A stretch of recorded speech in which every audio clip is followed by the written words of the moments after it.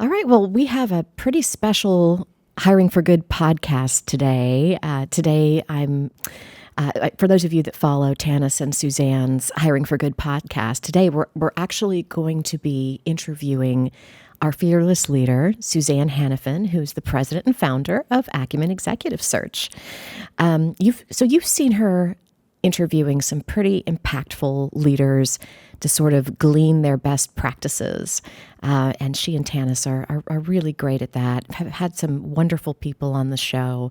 But many people don't know Suzanne's own hiring or her own leadership journey. And so we want to talk about that today. It's very interesting how she started Acumen. And I'm Molly Norton. I've worked with Suzanne and Acumen for almost a decade now, going on a decade, doing as one of her executive search colleagues.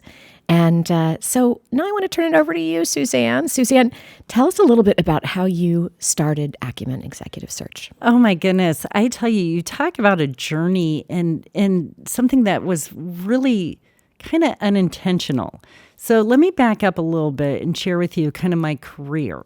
So after college, went to work for a big consulting global organization, worked full-time, did grad school. I was one class away from graduating when I had Johnny and my oldest son. And you don't go that far and that long without finishing. So I took my maternity leave, if you can say it as leave, and did my capstone and finished up. And then, like a good consultant, I got hired by one of my largest clients. Again, another global organization. I think at the time it was Fortune 200. And you reach a point where sometimes, at least I did, that I felt kind of like a cog in the wheel. And so I went to a recruiter. I went on 4 or 5 job interviews, got 4 or 5 job offers, and just didn't want to do it. And she said, come and sit with me, help me recruit. You have such a great network. And that's kind of how I fell into recruiting itself. Again, it wasn't that I'm out of college going, I'm going to be a recruiter. No, I actually have a degree in history and a degree in marketing and then an MBA in finance. And then how I started Acumen is actually kind of funny. There's a 10-year gap between Johnny and Max. And I was so excited to have a summer baby because I thought, okay, I'm actually going to take the summer off. Again, maternity leave, is that really a vacation? Probably not. And I knew I wasn't going to go back to my old job. And so here I am. Max is 9 days old when one of my good girlfriends who, was a client, became a girlfriend, called me up and said, and she was the CEO of a large healthcare organization that just purchased another large healthcare organization. And we're, integrating those 2 organizations. And she called me up and she said, okay, Suzanne, have you started your own business yet? Because I have some recruiting for you. And I go, Paula, here's Max, literally on me at all times, 9 days old. And I said, okay, Paula, I can get a business license. I will start my own company and I'll do some recruiting here and there. And really, again, not intentionally starting a business. Yeah. So I think Max was 2 weeks old when we got our business license. Johnny at the time is 10. He helped me did our website. Mike, my husband, is an attorney who did our business license and the corporation and things like that. And we started. And so I measure everything of Acumen to Max's age. Mm-hmm. So by the time he was 3.5 months old, I hired my first employee. I think he was 5.5 months old, our second employee. And again, I wish it was a better story, but it all fell together. And, and it's Acumen today. Yeah. 17 years later. 17 years later. I mean, how many people can say that they had the energy and the chutzpah to start a company while they're breastfeeding. I mean, it's really interesting. And so is there? I know you've had a really interesting career path, but is there anything, whether it's personal or professional, anything else that people don't know about you? Oh my goodness. It's interesting because we place people at that director level and above, and we work with such good leaders. I would say for me as a leader, I recognize that I'm a very poor manager. And people always go, well, you have such long tenured employees. Take you, Molly, 10 years. This is amazing.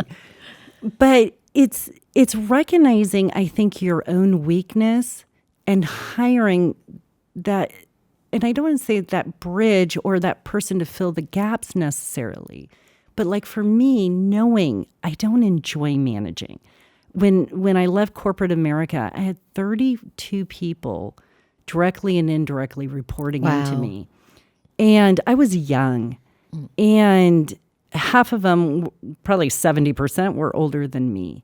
And it was, I didn't enjoy it, and I didn't love it. So again, looking at Acumen, not only are we all women, but I also knew my weakness. And I think that's what a good leader has to understand.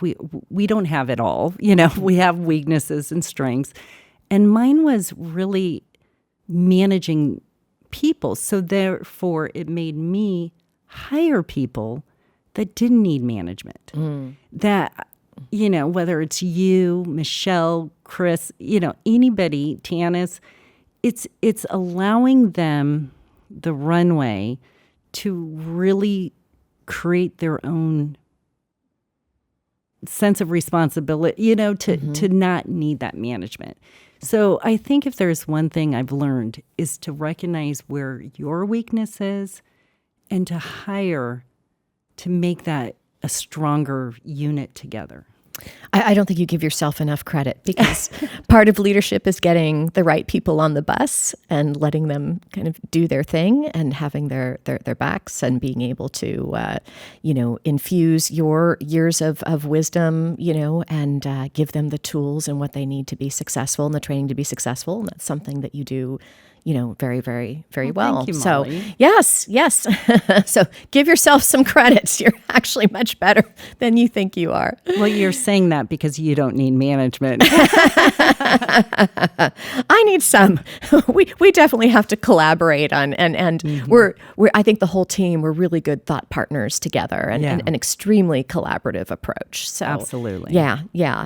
And not transactional. It's all everything we do is very relationship driven. So what do you attribute? So we're going on 17 years now, right? It's September? Yeah. So 17 years. What do you attribute Acumen's success to? Oh, boy. I think you said it beautifully. It's those relationships. And what we do is really an art and a science. That people think recruiting, you're matching A with B, or you're looking at a resume and you're doing a checklist. But that's not what we do. We have, after all these years, developed such a sound methodology, and we call it our 9-step process. And it's really understanding these soft cultural attributes to the company, to the leader, to the position, and equally as important, to the team. And so, again, it's, yes, people have to have certain skills and qualifications, but it's really about aligning both, the goals, vision, values, and making sure that alignment is there between the organization and the candidate. And I go back 17 years ago, we created this tagline, and it's, we listen, we care, we deliver. And we haven't changed our tagline. We've changed a lot of things. Right. But that we haven't changed. Yeah. And so when you break that down and you go, we listen, it's all about the questions that you ask. It's, we care. I love what we do. I mean, We talk about it all the time. We not only change companies, but we change individuals' lives every day, which then impacts our community that we live in. And that's the care. Yeah. We truly do care. And then we deliver. We measure everything, and we have such success stories that it's amazing to see how this has grown. And one growth is hiring for good. And looking at hiring for good and what does that mean? So it's building trust. It's working in a collaborative environment and making a difference. And I think like the global networks and they're trusted networks, right? It's what we do is not transactional. It's relationships that have been built over 17, 20, 30, 40 years. So that I think sets Acumen apart. And a lot of people talk about the AI and how AI is going to disrupt recruiting. It will never disrupt what we do because, yes, AI is a tool we use even today. But with those relationships and really listening to the nuances, what is said, and equally as important, what isn't said. Right. And matching and hearing that and coming from that perspective of, I've been a hiring manager, you've been we've all been hiring managers and have seen how one person can raise up an organization or how one person can hurt an organization. And I've heard people sometimes refer to recruiters or search professionals as candidate therapists, but really it's both the candidate therapy and the leadership or hiring manager or team therapy, because sometimes you have to be able to go in there and help really get at what they really need. And for a candidate, is this really a next step for them? Is this something that's going to make sense and really elevate them for the rest of their lives? Yeah. It's a big job. So, well, in 17 years, we have seen these placements that we've done then, and you look at the career path of some candidates, and they have said to us years later, you put me in that position that launched me into the second half or this next chapter. And again, it's amazing the impact that we do. Yeah, and then I love the fact that we have the trusted consultants around us. So if organizations need to get deeper, if they need a deeper bench of consultants that can go in and do things that are more specific to their needs and a little bit outside our scope, that we bring those concentric circles of expertise with us too. So anyway, wanted to mention our partners as well. Absolutely. Wonderful. You've developed a wonderful partner ecosystem as well. So what would you say are some of your proudest achievements in terms of this impactful search work that Acumen's done over all these years? Oh, my goodness. I mean, a number of clients and placements come to my mind. We've placed people in living buildings that are pushing sustainability. We've placed people with counties and governments that actually build bridges. We have done, again, amazing organizations. But I will say I'm going to give you one example, Molly, of a time where I think really highlights us and why somebody would call Acumen in. I went to a small organization. I think there was probably about 30 people. And it's a female owner who has been doing her business for 35 years. And she said, I really need a CFO. And as we went in and we talked, and we kind of talked through why she thinks she needed a CFO when she had a part-time CFO through CFO services and a really strong controller. And as we were talking about roles and responsibilities and what she likes, her transition, her succession plan, I looked at her and I said, I don't think you need a CFO. I think you need an operations person to take away a lot of the stuff you don't want to do. Right. And you are already paying for a CFO consultant, why don't you have that CFO consultant really train up your controller and teach him how to become to the next level? And she looked at me and she said, wow, yes, this makes sense. Well, the person we placed just celebrated her 3rd year. Yeah. We're working on 2 positions with them. They continue to grow. The owner is so happy because she gave up a lot of those operational responsibilities she did not want to continue doing. Mm-hmm. And when we got the call to do a new recruitment, she said, again, you pushed us into a path that allowed us to grow. Yeah. And if I would have just taken an order for a CFO and again, I think that's why I feel like we'll never be replaced with AI. And a great example of really how we differentiate. Mm-hmm. Really understanding the business needs and need to do right by the client and understand their needs and their business really holistically. Exactly. And you do that all the time. We do that all the time, make those recommendations, even if they aren't necessarily in our favor. Yes. So let's see here. So who would you say are your ideal clients? Oh my goodness. We laugh about this. And again, being all women and being fairly subjective, but we do really look at this. And I remember there's been a time, Molly, that you've said, no, I don't want them as a client. And as a salesperson, that's hard to. But number one, here's the subjective requirements. Do they value their employees? Yes. You can walk in and talk to a CEO in 2 minutes. They value their employees or they don't. Mm-hmm. 2, do they value us? Do they understand that we came from business, we were hiring managers, and we chose recruiting? Mm-hmm. We all had these careers. And probably 3, which is the most subjective of all, would we want to work for that person or that organization? Mm-hmm. And that's when, Molly, you've stepped in and said, I don't want to work. I would never want to work for this person. And then we walk away.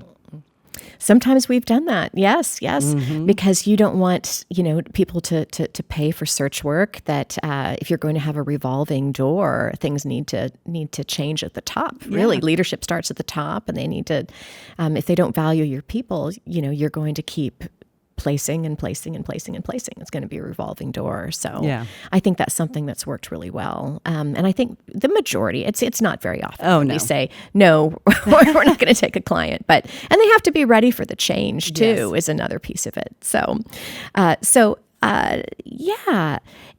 most importantly, we want to kind of tie all this up with, what does hiring for good mean to you, Suzanne? Wow. I think it's all of the above.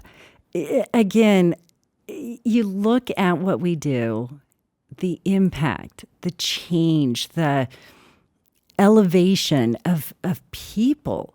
And I'm really proud of what we have done just in the last couple of years, that almost 70% of our placement have been of women and of people of color, and to give them opportunities. And again, it affects the organization, it affects the individual, but it really affects our community. Yes.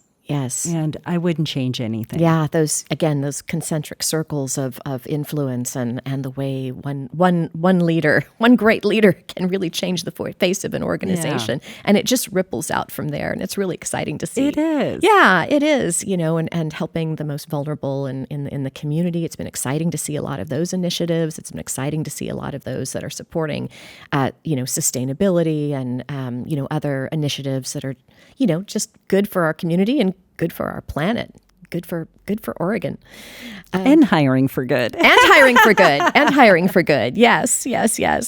And how can people get in touch with you if they, want to reach out? Maybe they know what they want. Maybe they aren't quite sure, what they want. They know they need some level of leadership, but they're not, quite sure what that looks like. How can they reach out to you, or how can they connect with you? Yeah, being, a small boutique, we value that personal touch and that high touch and that high value.